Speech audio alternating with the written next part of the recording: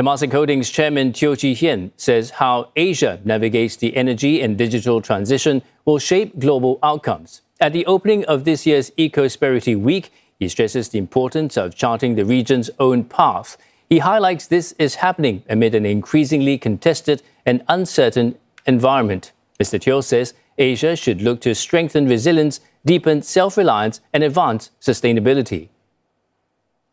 This is not about turning inwards or looking only at narrow self-interest.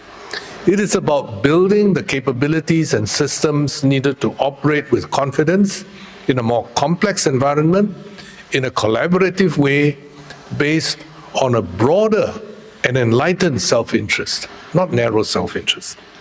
More importantly, Asia does not start from scratch. Its inherent diversity, often seen as a challenge, can be a source of strength. Mr. Teo also identifies 3 focus areas. These include electrification, sustainable digital infrastructure, and climate adaptation. He says innovation in emerging technologies must also be guided by responsible intent. At the same event, Indonesia's Coordinating Minister for Infrastructure and Regional Development, Agus Yudhoyono, says climate adaptation is no longer a future challenge. He stresses the importance of regional partnerships.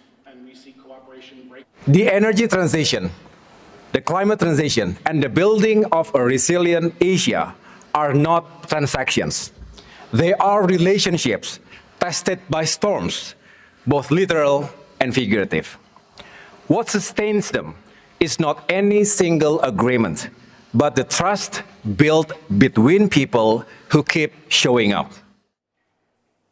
AI could add up to $1 trillion to Southeast Asia's economy by 2030. That's according to a new report by Standard Chartered, Temasek, and the Singapore Green Finance Centre. It says the region could strengthen its position in AI by scaling up low-carbon energy and digital infrastructure. But challenges remain, including renewable energy deployment. Caitlin Ng with this report. Southeast Asia is becoming one of the world's fastest-growing AI markets.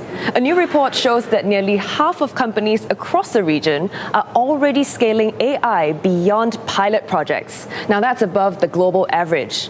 And the region's digital economy is expanding quickly as well, with some 400 million digital users expected next year. It's estimated that AI investments and infrastructure in the region could grow up to 17 times by 2030.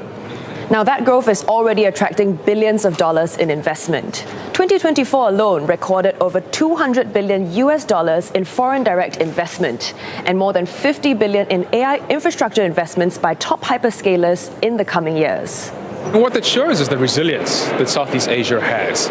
And one of the key constituents of the resilience that we believe is really the drive of AI and electronic exports in this part of the world. So AI is a new form of demand, we would say. It is a genuine demand. But AI growth also comes with rising energy demand. The report estimates the region could eventually require up to 15 gigawatts of additional power capacity to support AI infrastructure. Now, to put that into perspective, Singapore's 2030 solar target is 3 gigawatts, and that's enough to power around 500,000 households annually. The need for this much energy presents a challenge for Singapore, which faces both constraints in land and energy.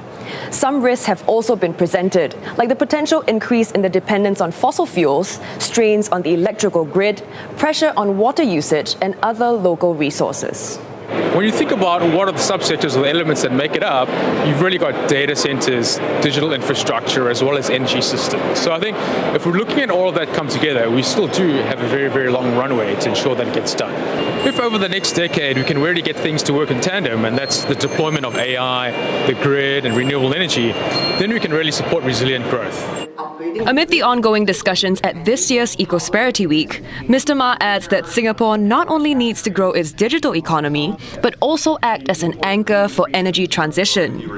That in becoming a benchmark for efficient data centers, for example, in growing and scaling AI usage responsibly. Another report assesses the impact of Ecosperity. It shows an increasing interest in the platform as an avenue for engagement between policymakers, businesses, and investors. Attendance for the week-long event has tripled to over 2,300 in 2025 from almost 700 in 2021. The share of attendees across Asia tripled from 5% in 2021 to 15% last year. Partner events also grew 30, up from 8 in 2021. This reflected Ecosperity's role in creating opportunities for participants to gather and discuss issues. Last year, over 80% of participants were senior management or C-suite. Event organizer Temasek says that with such participants, it allows for strategic collaboration between decision makers and those with technical expertise. It is a convening platform, but it also sparks the right conversations at the system level. And that's really a unique thing for Ecosperity as well, to be able to bring together the right stakeholders that normally don't congregate together into the right room in order to focus on the actions and the solutions that we can deliver.